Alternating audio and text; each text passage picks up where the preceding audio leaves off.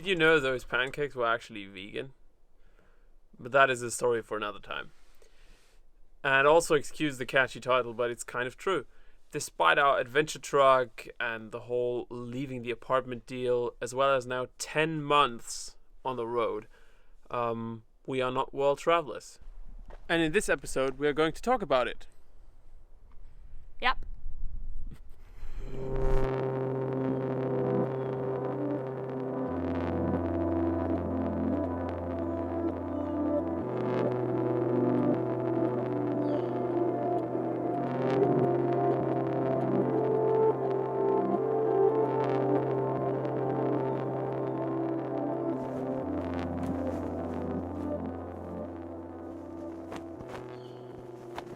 Hi.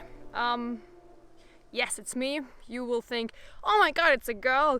I haven't seen her for a while. Yeah, you haven't seen me for a while. Here I am, and I am now going to talk to you. Okay.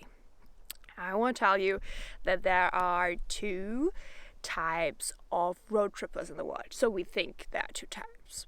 Okay, and the first type is the full-time road tripper.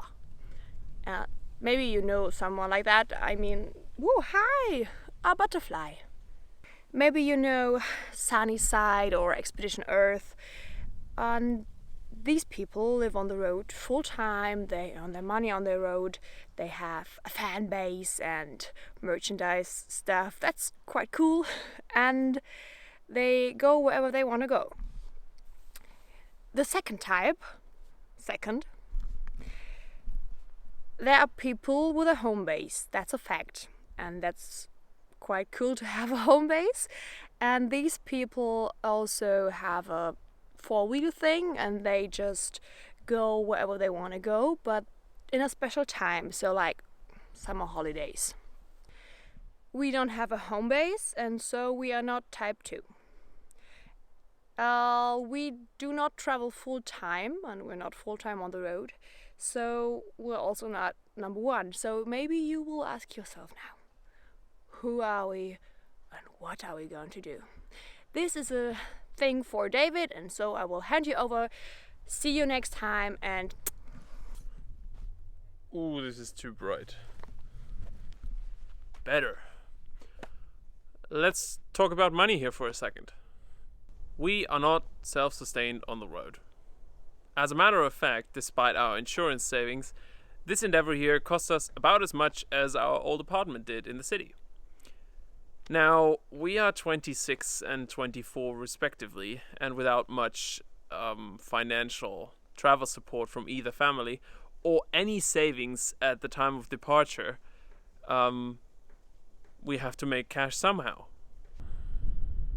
Notes: this is a complicated topic. Our main past and present income has been my job, freelance filmmaker, mostly in the automotive world. The perk of that is that I can hop onto a plane from wherever and go to work. The major downside, however, is that much of our year was then determined by schedules of others.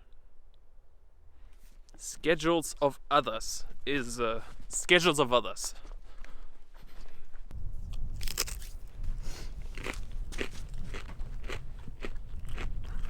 Yep, that was delicious. When we were talking about what to include and what to leave out in this episode, she brought up the very valid point that you think about a comment right now. Well, why didn't you just work and travel then? The old school way. Work somewhere and keep on going. 1, no work and travel job that we could think of could feasibly replace my freelance income. Not by a long shot.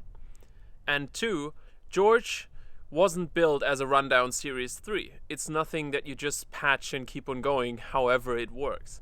And that standard also brings up some responsibilities. We know that these are high-level complaints, and we should be happy. And we are happy. But after working our asses off last year, we are quite depressed to realize how restricting the supposed freedom sometimes is.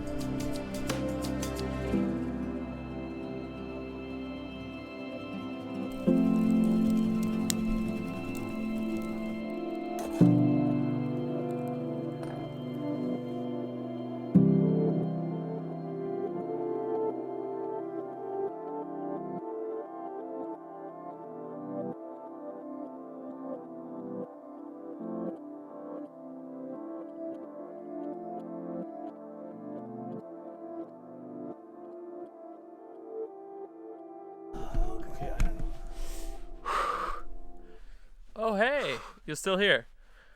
On another note, our long-term viewers should have really picked up on the fact that Only a Road Trip Away is neither bound to George nor to this year on the road in particular. And it also goes to show that 6 weeks of road trip experience are definitely not enough to build something that works full-time.